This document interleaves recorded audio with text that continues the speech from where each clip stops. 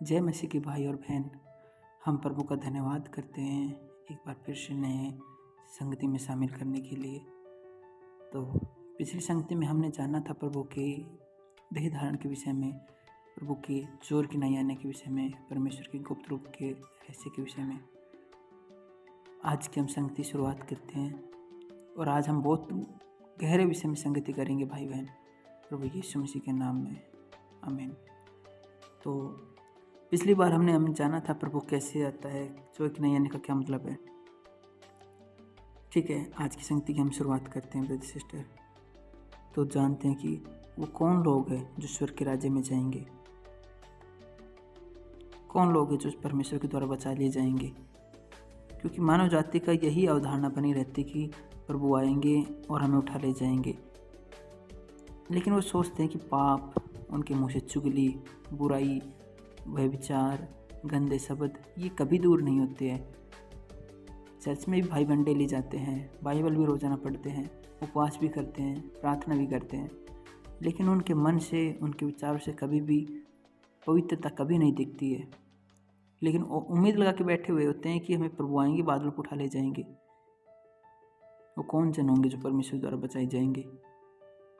आज आपदा पूरी धरती पे आ चुकी है, हर एक मानव जाति उनका सामना कर रही है। वो लोग भी सामना कर रहे हैं जो प्रभु प्रभु कहता है, जो दिन रात प्रार्थना करते हैं, दिन रात बाइबल पढ़ते हैं। और वो लोग भी आपदाओं का सामना कर रहे हैं जो परमेश्वर को नहीं जानते हैं। अगर ऐसा ही होता है कि बाइबल पढ़ना, चर्च में जाना ही परमेश्वर की इच्छा है, तो फिर वो लोग जो इजराइल एक ऐसा देश है जहाँ प्रभु यीशु मसीह का जन्म हुआ था, वहाँ पे अटैक क्यों हो रहा है। वो तो परमेश्वर की जगह है, फिर वहाँ पे लोगों को क्यों मारा जा रहा है, वहाँ पे युद्ध क्यों हो रहा है। हमें सत्य की खोज करनी है ब्रदर सिस्टर। तो आज की हम संगति की शुरुआत करते हैं कि परमेश्वर के वो कौन जन है जो प्रभु के द्वारा बचा लिया जाएगा। बाइबल का वचन कहता है, परमेश्वर की बाइबल की भविष्यवाणी में जब हम पढ़ते हैं वचनों में, तो लिखा है कि इस धरती पे सिर्फ 1/3 मानव जाति ही बचाई जाएगी। इस धरती पे मात्र 1/3 आबादी ही बचाई जाएगी और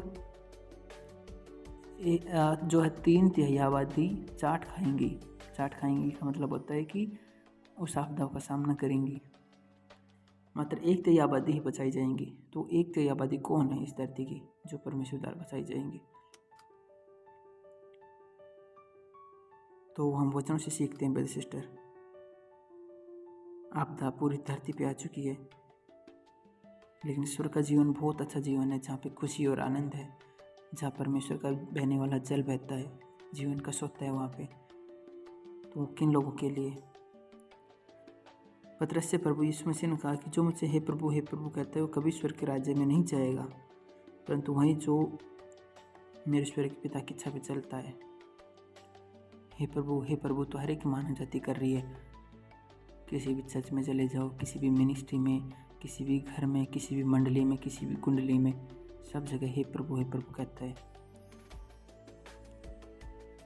परमेश्वर ने उनको साफ साफ मना कर दिया है कि हे प्रभु कहने वाला तो कभी स्वर्ग के राज्य में नहीं जा सकता।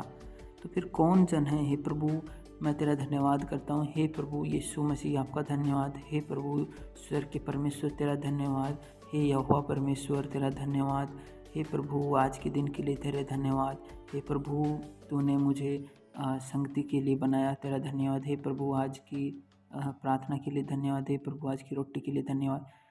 हे प्रभु कहने वाला तो प्रभु ने साफ मना कर दिया है कि हे प्रभु कहने वाला कभी स्वर्ग के राज्य में नहीं जा सकता।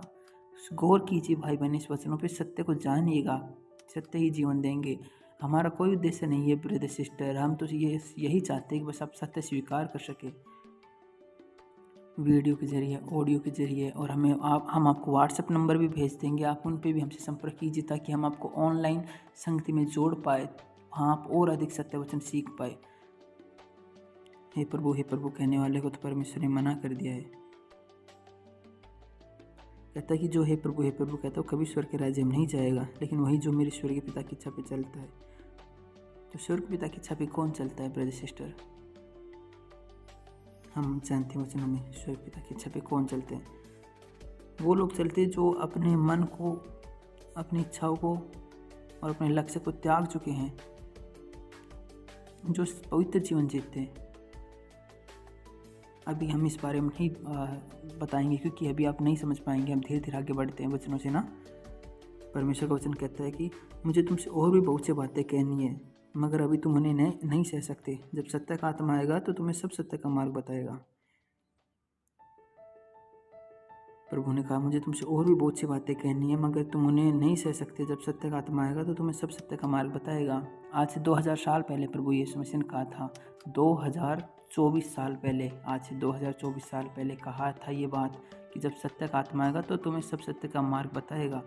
आज जो सत्य का आत्मा मानव जाति के बीच में सत्य वचन प्रकट कर रहा है।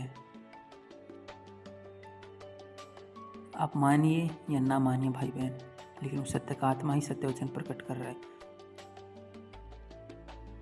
सब कुछ उस बाइबल में नहीं लिखा हुआ है। अगर सब कुछ बाइबल में लिखा हुआ होता है तो फिर प्रभु यीशु मसीह ये क्यों कहता है कि जब सत्य का आत्मा आएगा तो मैं सब सत्य की बातें बताएगा? फिर ये क्यों नहीं कह देता 2000 साल पहले ही, 2024 साल पहले कि सब कुछ बाइबल में लिखा हुआ है, बाइबल को ही पढ़ो बस, तुम पवित्र हो जाओगे? फिर ये प्रभु की भविष्यवाणी कब पूरी होगी? प्रभु की भविष्यवाणी कब पूरी होगी कि देख, मैं चोरी की नहीं आता हूँ, जिस घड़ी तो सोचता भी नहीं उसी घड़ी मनुष्य का पुत्र आ जाएगा। जैसे बिजली पूर्व से निकल के पश्चिम तक जाती है, वैसे मनुष्य का पुत्र भी अपने दिन में प्रकट होगा। जैसे नूह के दिन थे वैसे मनुष्य का पुत्र का भी आना होगा। आज नूह के दिन के समान ही हो रहा है। नूह के दिन थे, उस समय लोग शादी करते थे, ब्याह करते थे, आनंद लेते थे, डिस्को में अपना आनंद लेते थे, नशा कर रहे हैं, आनंद ले रहे हैं, व्यभिचार, पाप, नशा, चोरी, पैसों के पीछे भागना। नूह एक ऐसा इंसान था जो चिल्ला चिल्ला कह रहा था कि सत्य को जानो, सत्य स्वीकार करो।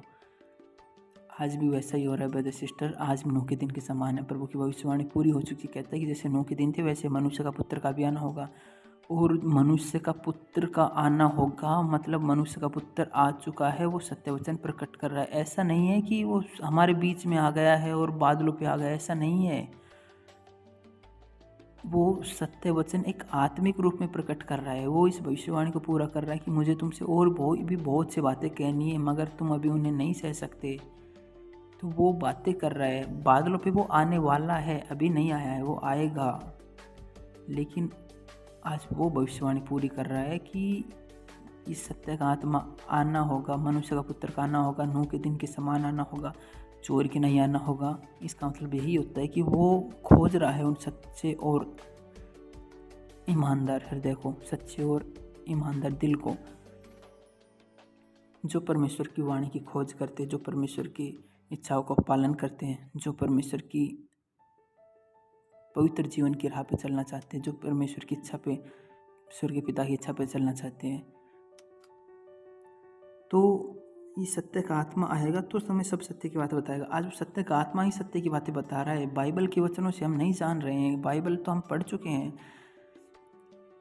हजारों सालों से बाइबल पढ़ते आ रहे हैं, बाइबल हम पढ़ चुके हैं। आज हम नए वचन पढ़ रहे हैं। प्रभु की भविष्यवाणी कहती है, दानियल को कहा परमेश्वर ने कि हे दानियल, अभी तू यहाँ से चला जा, अंत के दिनों में तुम्हें 7 मोहर बंद पुस्तकों के वचन दूंगा। अंत के दिनों में यह पुस्तक खोली जाएगी। प्रभु ने कहा कि जो दुष्ट लोग होंगे वो दुष्टता ही करेंगे, लेकिन जो धर्मी लोग होंगे वो अपने वस्त्र धो लेंगे। अब हम जो वचन सुन रहे हैं उसमें दुष्ट लोग भी और धर्मी लोग भी हैं, लेकिन दुष्ट लोग सदा दुष्टता ही करेंगे, उसको नकारेंगे, लेकिन धर्मी लोग अपने वस्त्र धो लेंगे। इसका मतलब ये होता है कि अपने वस्त्र धोने का मतलब होता है कि अपने चरित्र को धो लेंगे, क्योंकि आज मानव जाति शुद्ध और पवित्र नहीं हुई है। प्रभु ने 2000 साल पहले क्रूस पे बलिदान होकर हमारे पाप क्षमा किए हैं, हमारे अंदर की जो भ्रष्टता है, भ्रष्ट स्वभाव को शुद्ध नहीं किया है। लेकिन ये वचन जब हम सुनते हैं, अंतिम दिनों के वचन जो सत्य का आत्मा आज हमें बोल रहा है, वही हमें शुद्ध और पवित्र करते हैं। ये उस भविष्यवाणी को पूरा करता है कि प्रभु का वचन कहता है कि पिता किसी का न्याय नहीं करता, न्याय करने का सब काम पुत्र को सौंप दिया है, क्योंकि वह मनुष्य का पुत्र है। ये उस भविष्यवाणी को पूरा करता है कि जो मेरी बातें सुनकर भी ना माने ना, मैं उसको दोषी नहीं ठहराता, क्योंकि दोषी ठहराने का काम मेरा नहीं, ये वचन का है। अंत के दिनों के वचन ही उसे दोषी ठहराएंगे। जो हम अंत के दिनों के वचन सुन रहे हैं वही उसको दोषी ठहराएंगे कि उसके पास अंत के दिनों के वचन है या नहीं है, उसने खुद को शुद्ध और निर्मल किया है या नहीं किया। अगर यही सोच के उम्मीद करके रखते हैं कि प्रभु बादल पे आएंगे उठा ले जाएंगे, इंसान के मन में लालच भरा है, घृणा भरी है, गुस्सा भरा है, नफरत भरी है, कैसे ईश्वर के राज्य में पवित्र परमेश्वर के साथ स्थान ले सकते हैं। तो ये हम वचनों से समझ रहे हैं ब्रदर सिस्टर। हम रोज अगर जुड़ते रहेंगे, संगति पे यहीं बने रहेंगे, तो हम बहुत बड़े सत्य को जानेंगे। आज के लिए इतना ही काफ़ी ब्रदर सिस्टर। आप हमसे व्हाट्सएप पे भी संपर्क कर सकते हो। हम फिर मिलते हैं प्रभु यीशु मसीह के नाम में। जय मसीह की। आमीन।